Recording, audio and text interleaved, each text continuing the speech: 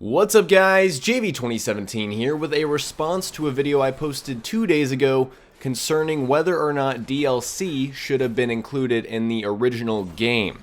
Now the reason this is in video form is because this video has caused a lot of, it hasn't caused controversy, but a lot of conversation, a ton of comments, a ton of ratings, likes and dislikes. And so I normally like to reply directly to people that give, constructive comments, not destructive like your opinion is stupid and I hate you, stuff like that. There are a few of those, and of course we just ignore those people because they don't belong in this conversation. However, I felt that, you guys that gave legitimate comments and added to this conversation, that you guys owe, a response from me. And there were just so many, I couldn't really handle it just typing comments. It would have taken me hours. So here's my response in video form. So the general consensus from looking at the comments is that people agreed with my views on the entitlement of the community and the destructive vocal minority, the people that just complain and throw a fit about things that they don't like. And so that was a good thing to see. However, a lot of people, probably the majority of people that wrote comments, disagreed with my view on the DLC. And there was actually a misconception. I'll get to that in a second. But the main concern was that they had problems with the story, that it was hollow, uninteresting, and even downright awful and terrible. And I tend to agree with that point.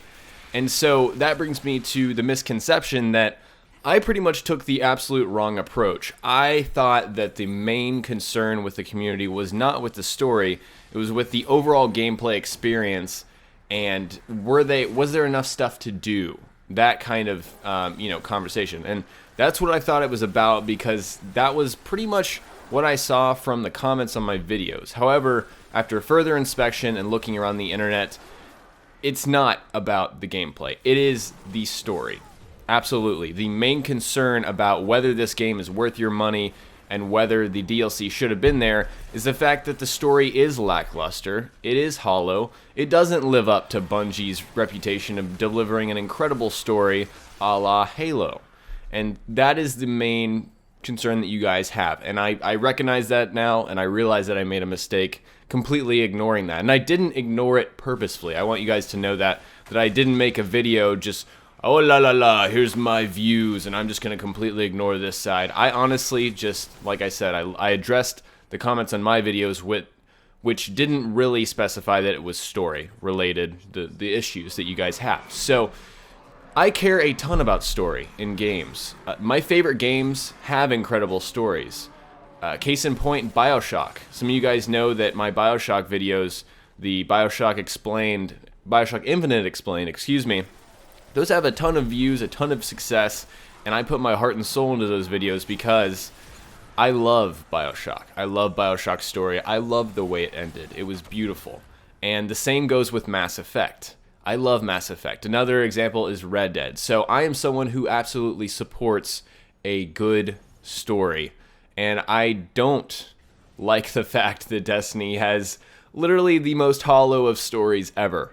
And so this brings me to whether is your $60 worth it, or should the DLC have been included conversation again. I think that, it is 100% justified if you played the game and completed the campaign. It is a legitimate view and opinion that this game was not worth your $60 if you found the story to be not to your satisfaction. That is 100% a legitimate opinion, and I'm sorry that I neglected to mention that in my other video. And so there we go, it's all on the table. And if you played through this game and you gave it your heart and soul and all the attention that it deserved in order to get to that point at the end of the story, and you felt dissatisfied, that is a legitimate reason to say Destiny was not worth my money. And so this brings us to the DLC controversy, because there are sections of this game that you can get to by glitching, and they are what they appear to be fully rendered areas that are blocked off by invisible walls, which is frustrating, and it brings up a whole other controversy on the difference between content that is on disc that was made before the game came out versus content that is not on disc that was made after the game out. Or the game came out. So the difference here is, stuff like day one DLC, and I don't think the raid really counts. I think that was a whole different thing. But the first DLC for Destiny is going to come out 3 months later. And really, the point I'm trying to hammer home here is that we don't know what is going on behind the scenes. If this content was completed before the game came out, that is obviously an issue, because the other thing is we don't know if the game was chopped up at all. We can't confirm this. Now, there has been talk of conspiracy theories swirling around about a story director that was really high up in Bungie and really, contributed to the Halo universe in those games, that left the studio midway through development, and the story completely shifted away from what it was supposed to be. There are, what's the conspiracy theories about the story for Destiny, what it was originally supposed to be.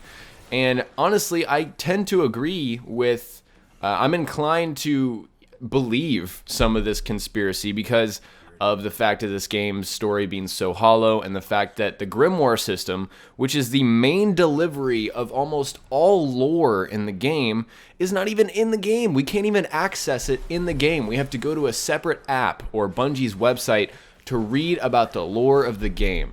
The extent to which we learn about lore is listening to Peter Dinklage talk to us a little bit, give us very vague statements, and the cutscenes right before every mission. There's a little bit of information about what you're doing, about the hive, whatever you may be doing. And so that is the extent to which we understand lore in the game. However, Grimoire feels like an afterthought. It feels like it was added on, tacked on at the last moment by Bungie. And that's bad. That is very bad for the story of this game.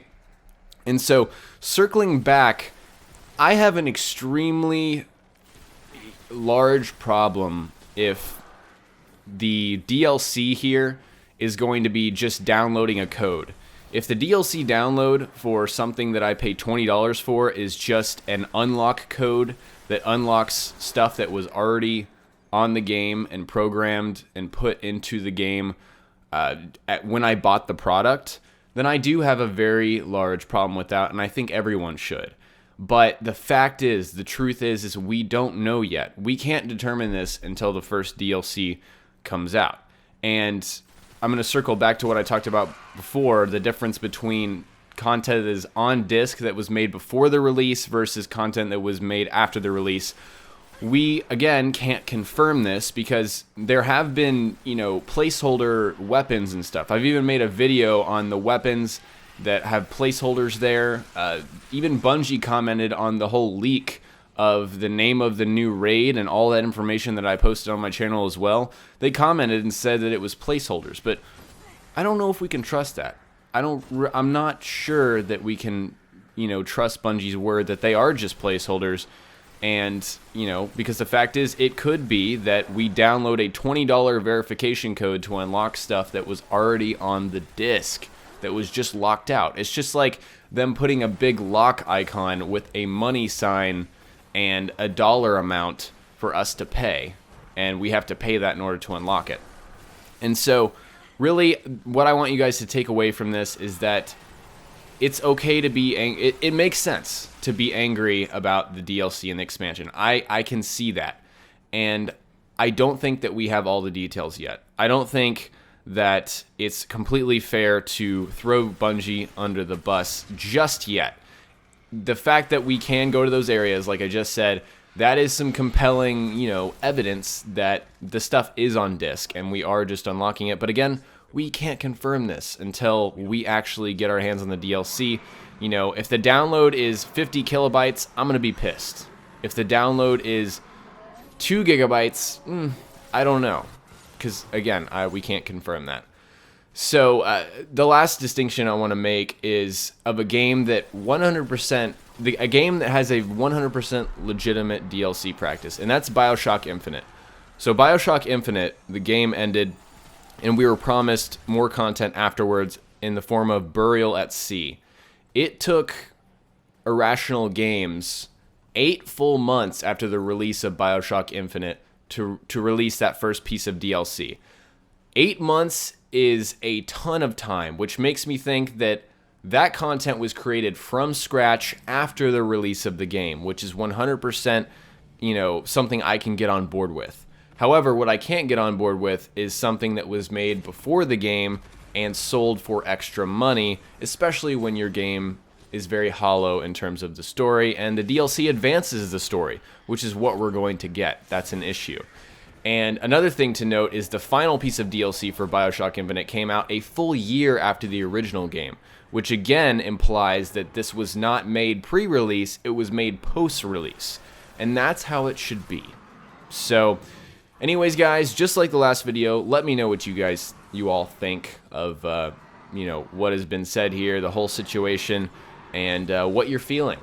So, I hope you guys enjoyed this video, and if you did, remember to hit that like button. Also, don't forget to tune into my channel for more Destiny content. Be sure to subscribe if you haven't already. Also, look forward to a Nightfall Strike guide that will be posted later tonight. Talk to you guys next time. Peace.